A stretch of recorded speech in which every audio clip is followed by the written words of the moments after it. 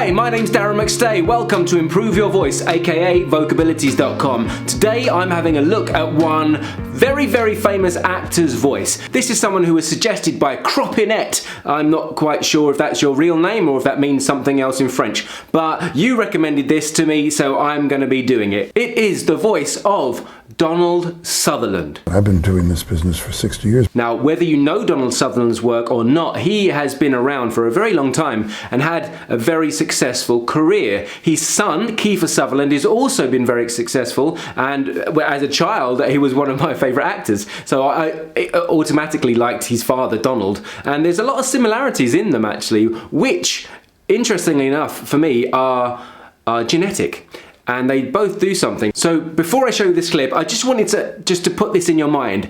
Notice how he uses his mouth. Watch this. But there are limitations which really curtail your freedom, because more so than in movies, those notes that come down are from people who are really interested in advancing their own personal careers in the movie industry and are trying to make a note that they think somebody up there will think, oh, that's a smart note, let's give that boy a... And it's not helpful.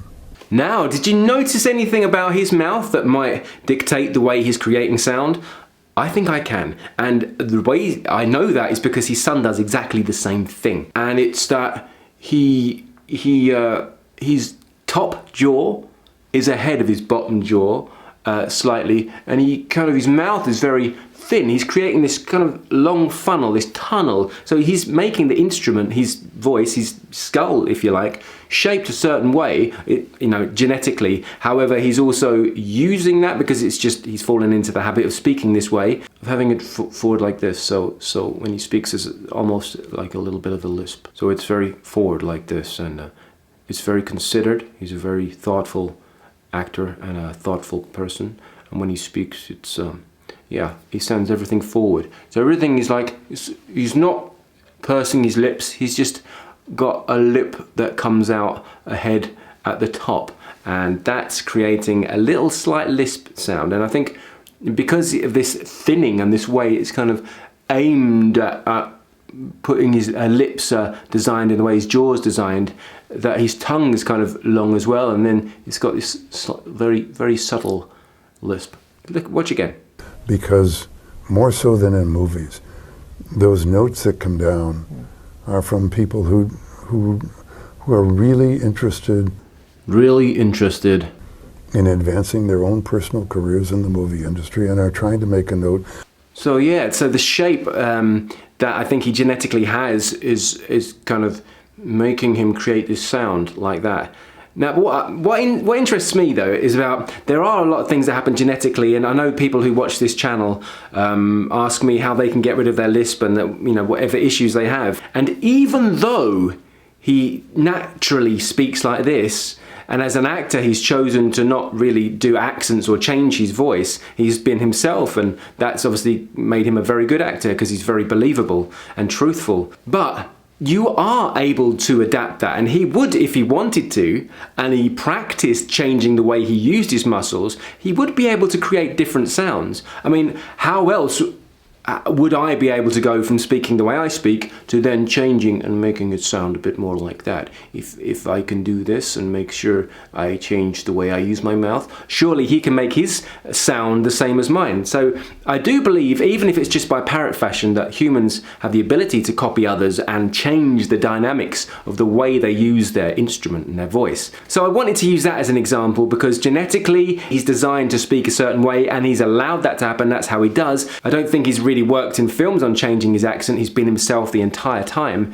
He's used his own voice the entire time, which is fine. There's nothing wrong with that. I'm just saying that if you're someone out there that wants to change, then you can. So don't feel that your genetics are completely stopping you from doing that. I am actually going to be doing a video, a big video, on how to actually change your accent and do any accent you want through a systematic approach. I'm going to be doing that, and I've been bringing that probably next week. That's going to take a bit of research for me, and I'm going to take one accent first and show you exactly how to transform from one to the other.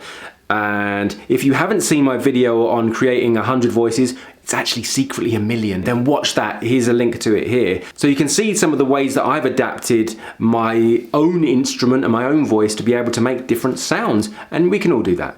Now, he's a very quiet speaker. He speaks very low. In advancing their own personal careers in the movie industry, and are trying to make a note. Very interested in advancing their own. So he was born in England, I believe, and he grew up here, but then he had a massive career in the States. And so his accent, he's got a very slight, you can hear a bit of both. He's got a bit of I'd call mid-Atlantic. So it's a softer accent than English, but it's not so nasally like the Americans would be, like the California American. But he speaks very gently and very low. Now, he's a big man, he's quite tall, so ordinarily I might think he'd have a much bigger voice, but no, actually he doesn't. So it doesn't always work that way, and everyone is different. I noticed that I commented on Rachel Maddow's video that her instrument dictates the way she sounds. And yeah, because she's clear and open and free and tall, and she's got a wide neck. Now, Donald Sutherland's tall and he's got a long face, but I don't think he's got a very wide or necessarily tall neck. And this is a tube, remember, going from the lungs into the mouth, into this cavity. And so he's not got necessarily a deep voice like Morgan Freeman, who's kind of much more open and free. But he sounds a little bit restricted, but he's always sounded like that. He's always spoken very quietly on camera, which is part of the beauty of the style of acting that he's doing, is that he draws people in. And he speaks very low and down here, and it's something that I think is easy for him to do, and he pulls the camera in towards him. Personal careers in the movie industry, and are trying to make a note. Trying to make a note. See, he's quite resonant in the chest, but he's not got a huge voice. But I think it was a long time now since he worked on the stage, and they are different styles. So working on the stage, you need a bigger voice, and he would have had one when he was younger. But now, clearly, he's just been on camera and he's just been speaking low. So he rests on his voice.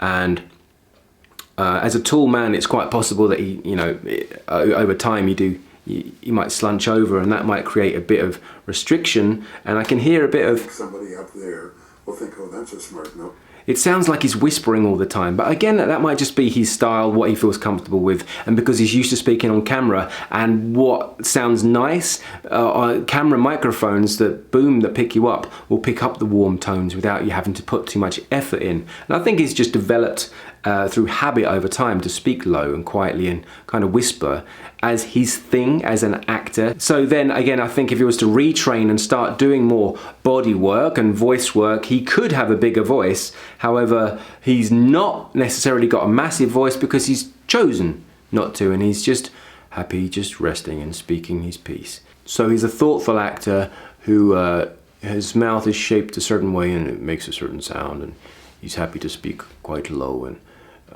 tonally down there, and just allow some of the natural warm tones to come out of his voice like that. Christian Bale has a bit of that as well, but Christian Bale pushes a bit harder. We might do him in another video. Anyway, that's my brief rundown of Donald Sutherland. Maybe it's been useful to you, maybe it hasn't. Thank you again to Cropinette for sharing that with me. I still don't know your real name, but don't worry about it. Hey, if you got a suggestion for a voice you'd like to hear, I'm going to be doing these every day now, and I've got a massive list thanks to you guys already. So maybe don't give me too many. And what I'll do is, like, now the most popular ones I might start doing first, because there's a few that have repeated. I'll get those done out of the way, and then I'll move on and try and get through everyone. But there's a lot of people in the world and there's a lot of interest in this, so we'll see what I can do. I'll do my best. So keep the comments coming anyway. I'd love to know what you thought about this review. I'd like to know what you thought about all the reviews. And if you're new here, subscribe. It really helps me out. And in fact, every time you guys like or comment or do something, it helps my channel. It actually helps me to grow, and it actually helps me reach more people. And because there's so many tutorials and helpful videos on here, I believe it's really worthwhile. So if you share, if you hit the notifications bell, subscribe, press like, all that stuff, I'm not just begging you to do it. I'm asking because it really helps the channel to grow, and it helps YouTube understand that there is value in what I do, and then that gives me validation, which means that that I can grow and I can continue to doing this for you and bringing these videos. So thank you for all your support. Thank you for all your help. I'm nearly at 26,000 subscribers now, and that's all thanks to your encouragement and your thanks and your comments. So thank you once again, and I will see you in the next video. I'm Darren Mcstay. This is vocabilities.com, aka Improve Your Voice. And until the next time, look after your voice. God, I've been doing this business for 60 years.